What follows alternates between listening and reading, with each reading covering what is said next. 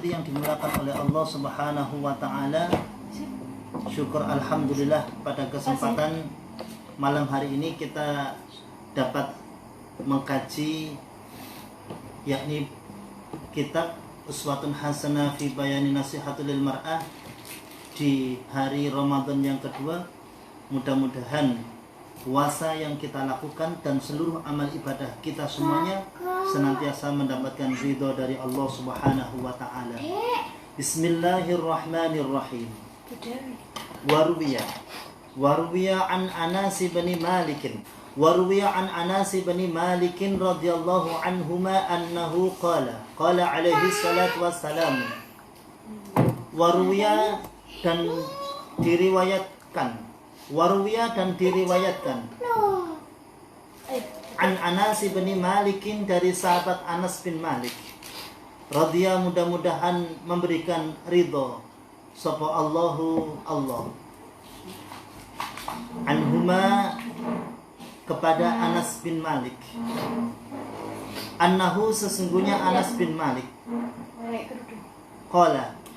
Qala berkata Anas bin Malik, qala alaihi salatu wassalam, bersabda Nabi sallallahu alaihi wasallam, al-mar'atu utawi wong wadon, al-mar'atu seorang perempuan, idza salat lamun salat sapa mar'ah, idza salat lamun salat sapa al-mar'ah, seorang perempuan apabila dia sholat khamsah ing limo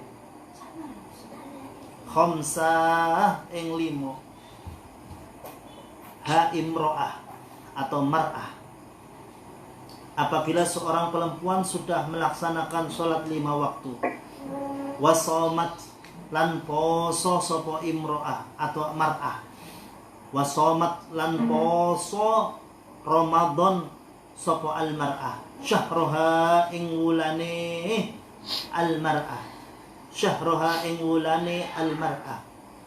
apabila perempuan yang kedua adalah mampu yakni puasa bulan suci Ramadan, wahafidot lan ngerekso sopo al-mar'ah, wahafidot lan ngerekso sopo al-mar'ah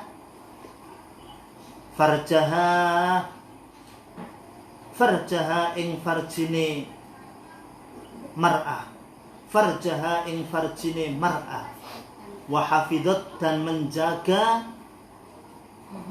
seorang perempuan tersebut yakni farjinya. Yang ketiga adalah perempuan tersebut mampu untuk menjaga farjinya. Yang keempat wa ata'at lan taat sapa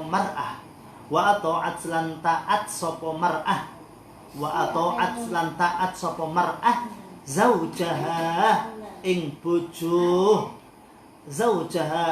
bojone mar'ah, tadkhulu kang mlebu sapa mar'ah, tadkhulu maka masuk seorang perempuan tersebut min ayyibabin saking endi-endine lawang,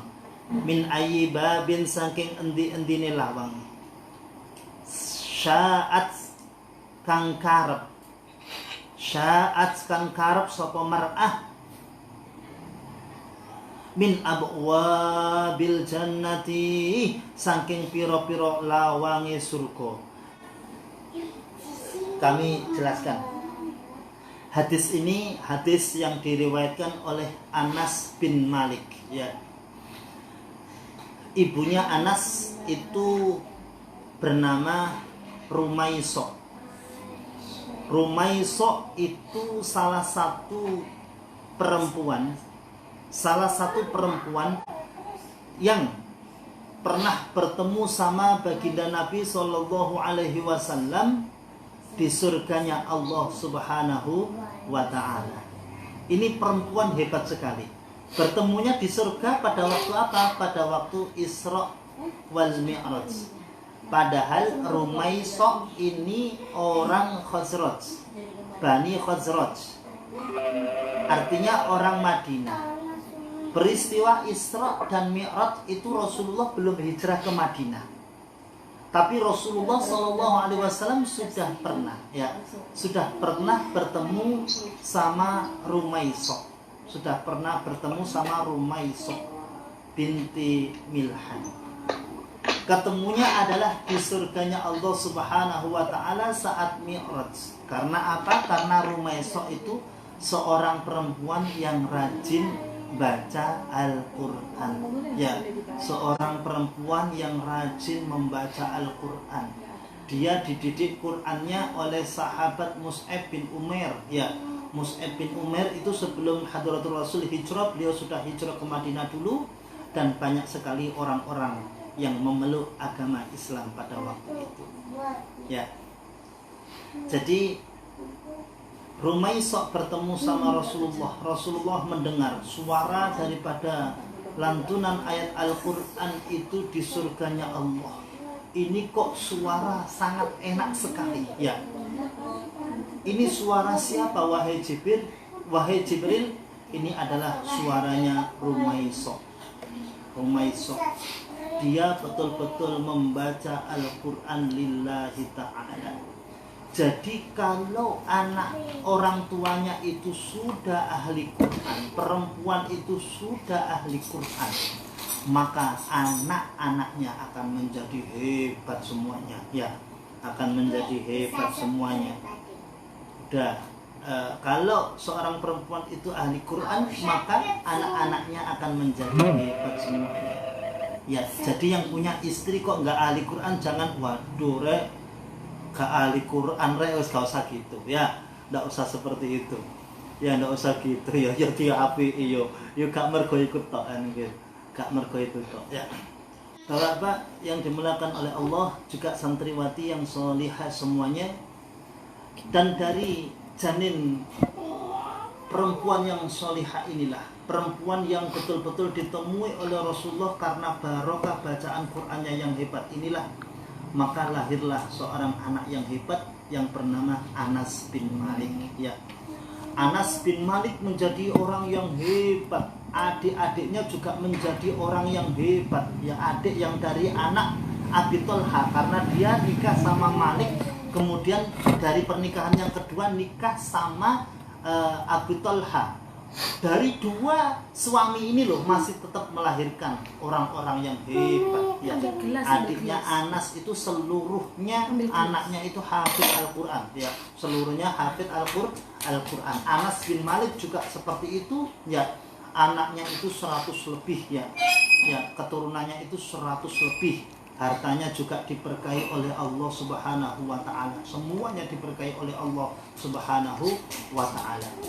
Oleh karenanya, Bapak yang dimuliakan oleh Allah, karena kehidupan Anas itu begitu panjang ya.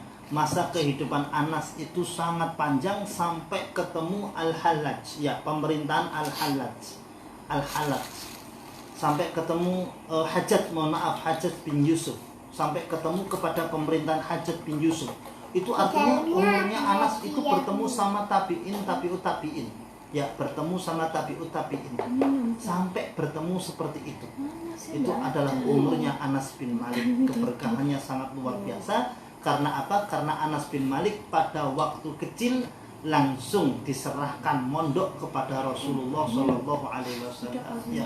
Ya Rasulullah, apapun keperluan engkau, anak saya siap untuk melayani. Jadi seperti itu ya tata cara mondokkan anak itu. Wahai Rasulullah, ini anakku, keperluan apapun engkau ya dari engkau, maka anakku ini tolong untuk bisa membantu engkau ya Rasulullah. Nah, jadi enggak seperti ini Pak Yai, saya mondokkan anak, tolong anak saya kasih fasilitas yang VIP ya. Itu Yai taburu ya. Yai tabuda itu. Anak saya jangan diperintahkan ini dan itu, jangan seperti itu. Para sahabiah itu loh ya. Artinya sahabat-sahabat itu loh penuh dengan tata krama saat naruh Anas bin Malik di rumahnya kediaman Rasulullah SAW, itu adalah disuruh untuk melayani Rasulullah SAW. Tidak pernah Rasulullah disuruh untuk ngajari ngaji, enggak. Yang penting anakku bisa melayani. Karena sering kali ketemu sama Rasulullah, maka keberkahan itu muncul. Ya, karena sering kali ketemu sama Rasulullah, maka keberkahan itu muncul. Dan banyak sekali Anas bin Malik itu menghafal daripada hadis-hadisnya Rasulullah Shallallahu Alaihi Wasallam. Ya, karena masanya yang begitu panjang umurnya, maka tentunya beliau tidak menghadapi masa sahabat saja, juga akan menghadapi masa tabi'in di Basrah. Ya, di Basrah itu orang-orangnya terkadang itu perempuan-perempuannya itu mau masuk Islam ketika mampu menerangkan tentang Islam itu yang pas untuk dirinya. Pokoknya Islam itu yang mampu pas untuk dirinya, maka dia akan masuk Islam. Oleh karenanya banyak sekali perempuan-perempuan menanyakan tentang Islam kepada Anas bin Malik. Ya, bagaimana Islam memberi jaminan kepada seorang perempuan supaya masuk surga? Maka Anas bin Malik ingat sabdanya Rasulullah Shallallahu Alaihi Wasallam, bahwasanya al-mar'atu idza shallat khamsaha wa shamat sahruha. Idza shallat khamsaha, apabila sudah sholat 5 waktu saja orang perempuan itu, maka dia sudah akan masuk surganya Allah Subhanahu wa ta'ala. Loh, sholat 5 waktu toh, ya, sholat 5 waktu itu sudah bisa masuk surganya Allah. Oh, kalau gitu mudah, ya.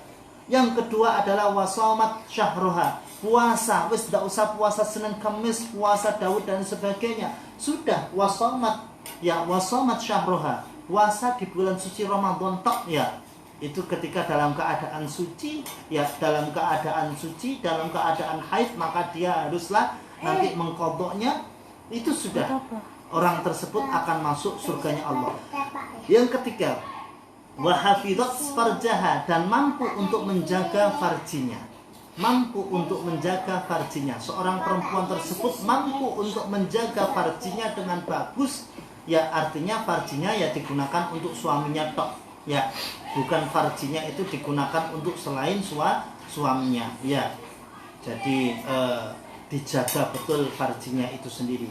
Yang keempat, wa ata'at zaujaha, dan taat sama suaminya. Ya, ketika 4 hal inilah, maka perempuan tersebut akan tadkhulu min ayyibabin sya'at min abwabil jannah, akan masuk surganya Allah Subhanahu wa ta'ala dari pintu mana yang dia inginkan. Coba kalau laki-laki